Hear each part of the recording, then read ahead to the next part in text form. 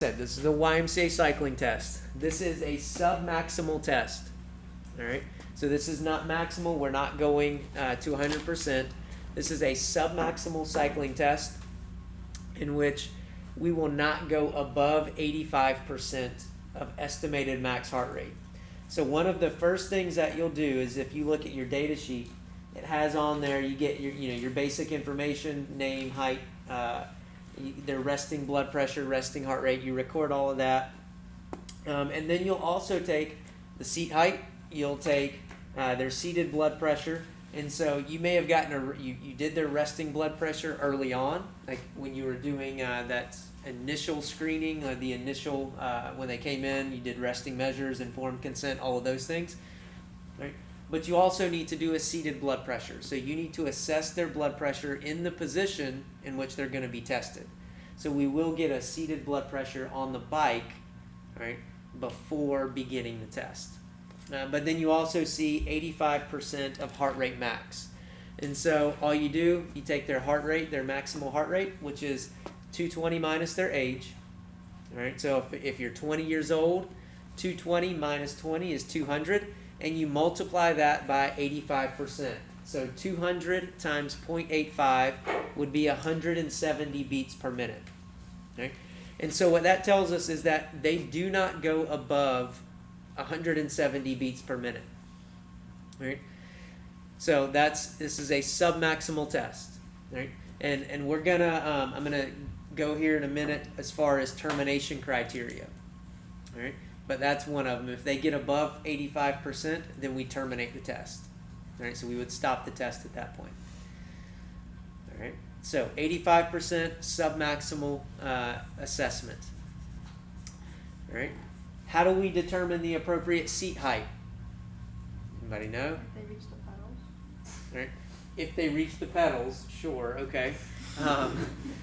One way is we want to find the greater trochanter. All right, and this is a way to kind of eyeball it. So find their greater trochanter, and you can start with the seat at that height. All right, but then once they get on and you do a few pedals, right, we want about a 5-degree bend in the knee. So what does a 5-degree bend look like? So for me, this is a little bit low. I would raise this up.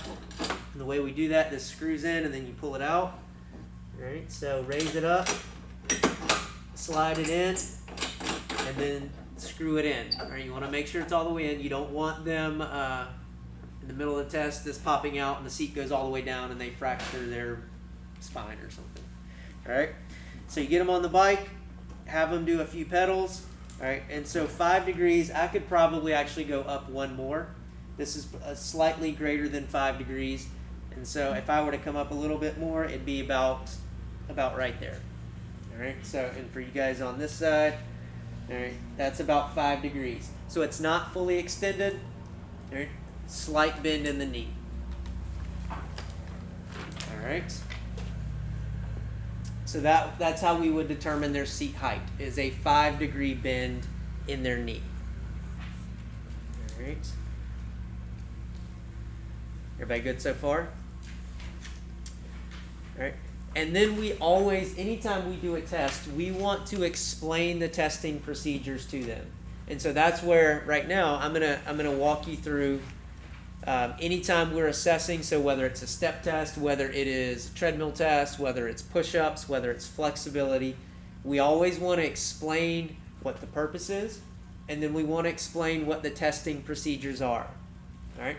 So as an example, we're doing this, so I'm going to walk you through how to appropriately explain the testing procedures for this one. All right, and this is same principles apply to all of them.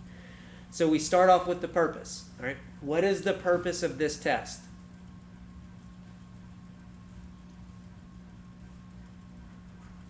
All right, the purpose of this assessment is to assess cardiovascular fitness.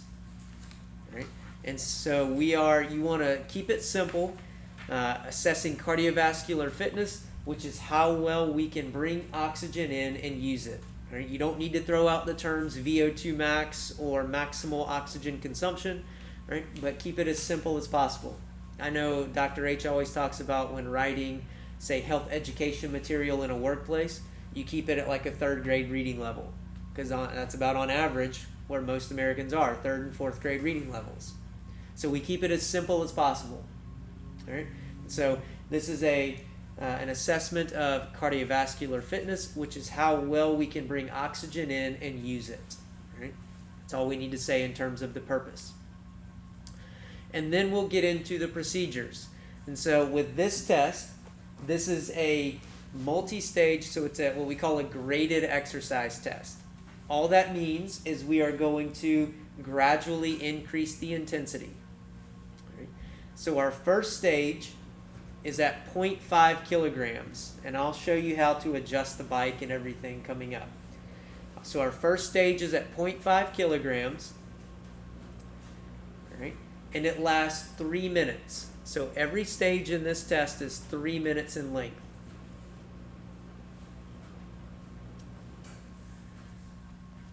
During each stage, every minute you take heart rate. So we'll have a heart rate monitor on. It'll be connected to my phone. All right. So every minute we will record heart rate.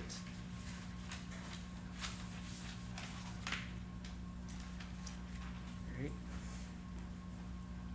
At about 2 minutes, we will start taking blood pressure. So once you get the second heart rate at minute 2 in that stage, you will then start taking blood pressure. All right. And then at the end of the stage, we will take rating of perceived exertion. So at 3 minutes, you'll ask them how hard they think they're working. Now, one of the things with the practical is I expect you to explain this chart to them. And I made it easy for you by taping a script to the back. All you have to do is, if you do nothing else, you read that to them, right? Or you can summarize it, all right? And so if I were to just read this, during the exercise test, we want you to pay close attention to how hard you feel the exercise work rate is. This feeling should reflect your total amount of exertion and fatigue, combining all sensations and feelings of physical stress, effort, and fatigue. Don't concern yourself with any one factor such as leg pain, shortness of breath, or exercise intensity, but try to concentrate on your total inner feeling of exertion. Try not to underestimate or overestimate your feelings of exertion. Be as accurate as possible. So you explain that to them, and then at the end of the stage, so at 3 minutes, you'll ask them, you get that third heart rate, and then how hard do you think you're working? All right? They can say a number, right, or they can say the descriptive term. That's fine. You record it. All right, so every stage is 3 minutes. You're taking heart rate every minute. You're taking blood pressure starting at about 2 minutes, because it takes, it should take about 30 seconds for most of you, 30 to 45 seconds to take blood pressure. Once you get the blood pressure, you record it. All right, third heart rate, rating of perceived exertion. All right. And then we increase the intensity of the exercise. All right. Now, how do we know what the appropriate workload is to increase it to? All right. So this is important that you're going to have to remember this. So our first stage, what did I say the resistance was set on? 0.5. All right. So 0.5 kilograms of resistance. If their heart rate is less than 86 beats per minute, at that third stage, or at that third minute, we would increase it to 2.0 kilograms of resistance.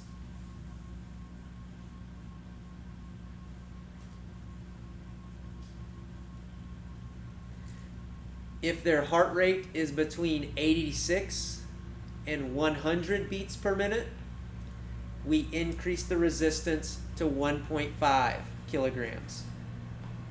Not by 1.5 or not by 2.0, but we increase it to 2.0, or we increase it to 1.5. Right?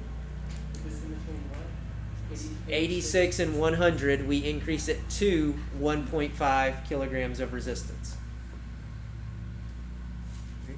If their heart rate is greater than 100 beats per minute, we increase the resistance to 1.0 kilograms.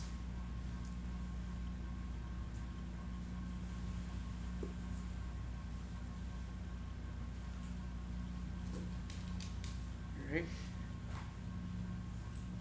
We do 3 more minutes, same measurements, heart rate, blood pressure, RPE, and then we would increase the intensity if necessary. All right.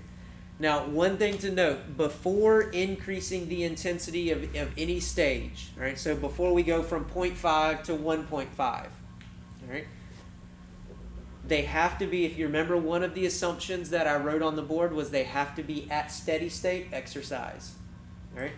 So how do we know if someone is at what is steady state exercise? If we're looking at heart rate, how do we know someone is at steady state? All right, we take their heart rate, but how do we know that they're at steady state? It's like consistent. Okay, so we know that they're at steady state if we look at minute 2 and minute 3 of the stage, and there is less than 5 beats per minute difference. All right. So if at minute 2 of that first stage, their heart rate was 100 beats per minute, and then at minute 3, their heart rate was 102 beats per minute, all right, we can increase the intensity the following stage. All right? So it has to be less, it's got to be 5 beats or less difference between minute 2 and minute 3 of the stage. So if in minute 2 their heart rate was 100 beats per minute, in minute 3 it was 107 beats per minute, then what we do is we extend the stage 1 more minute. Does that make sense? So instead of it being a 3-minute stage, we go to 4 minutes. We want to make sure that they're at steady state. All right? And once they reach steady state, again, 5 beats per minute or less difference between the last 2 heart rates, then we increase the stage.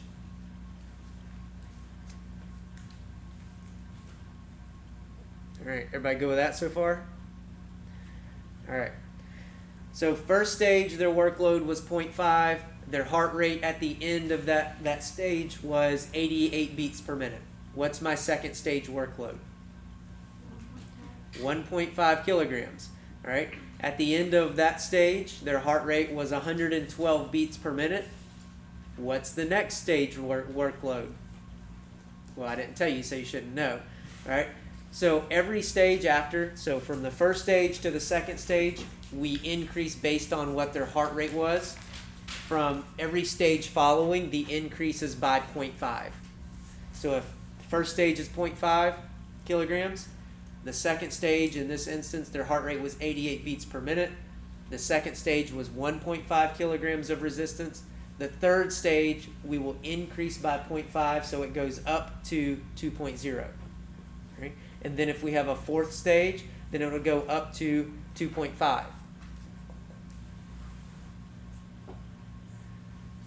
All right, everybody good with that? Okay, so we've got stage length. How long is each stage? 3 minutes unless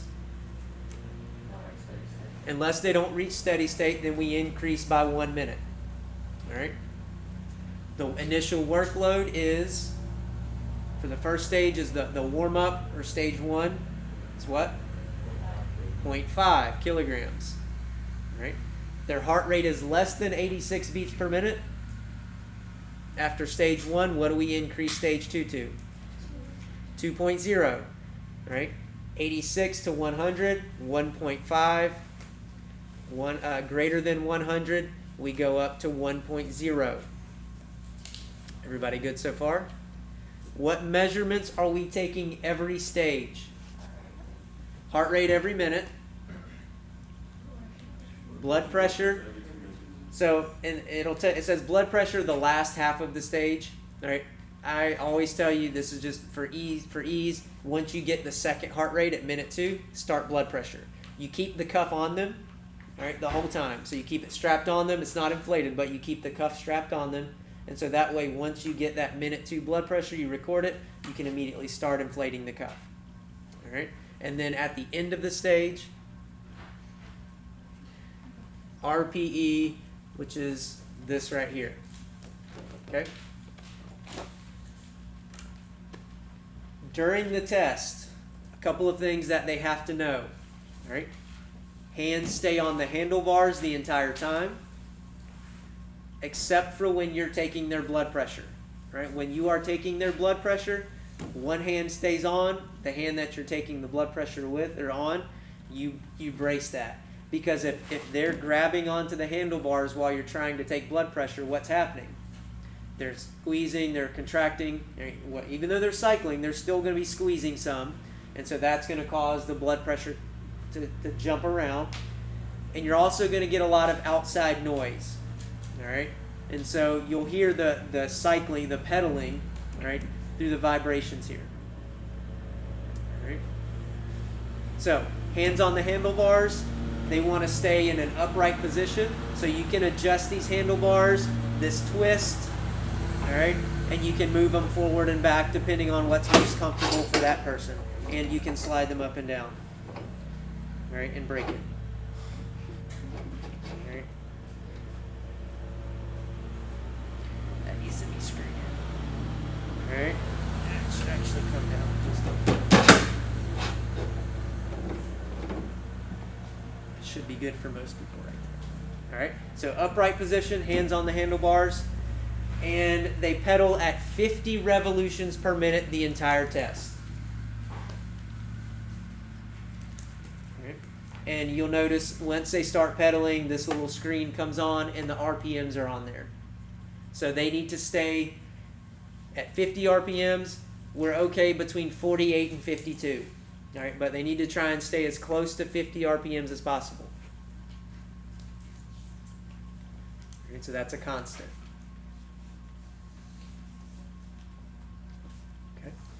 Everybody good so far? When do we terminate the test? Okay, so if they reach 85% of their maximum heart rate, whether they finish the stage or not, we terminate the test. So if somebody's their 85% of their maximal heart rate is 170 beats per minute, and you're halfway through stage 4 and their heart rate goes up to 172, you immediately stop the test, and that data does not count for anything. You would cross that data out. Okay? So that's one reason. Yes, Damien. So how long will it take them to restart the next one? Exactly restart, right? No, if they reach 85%, then we terminate the test, we're done. Oh. Now, typically we have enough data before they get to 85%.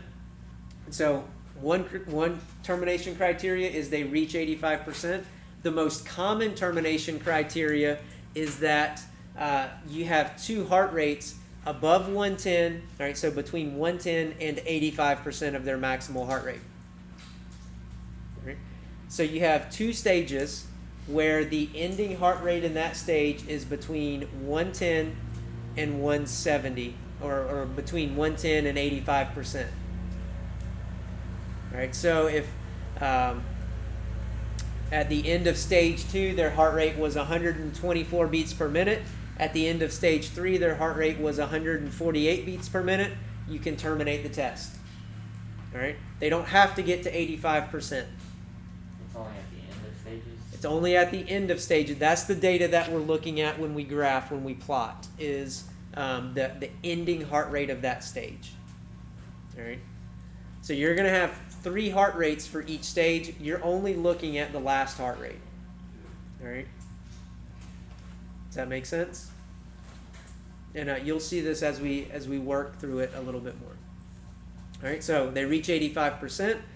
2 stages between 110 beats per minute and 85%. That's the second termination criteria. All right, if they voluntarily ask to stop, they can stop. All of these tests are voluntary. So if they just say, I want to stop, then they can stop. All right. And then the fourth would be adverse cardiovascular responses. And so if you increase the intensity on the bike, what should happen to their heart rate and their systolic blood pressure? It should go up. But if you increase the workload on the bike and their heart rate drops, or their blood pressure, their systolic blood pressure drops, all right, that is termination 4 criteria. or criteria for termination. All right. If their blood pressure goes above 250 millimeters of mercury for systolic or above 110 for diastolic, that is termination criteria. Above 250 for systolic or above 110 for diastolic.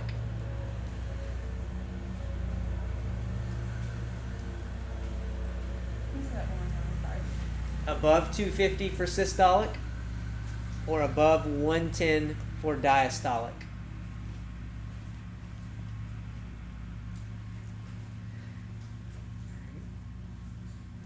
And then, of course, any signs or symptoms. So if they're lightheaded, dizzy, if they have chest pains, angina, all right, those are termination criteria as well. All right. If they have a red face and are sweaty, that is not termination criteria.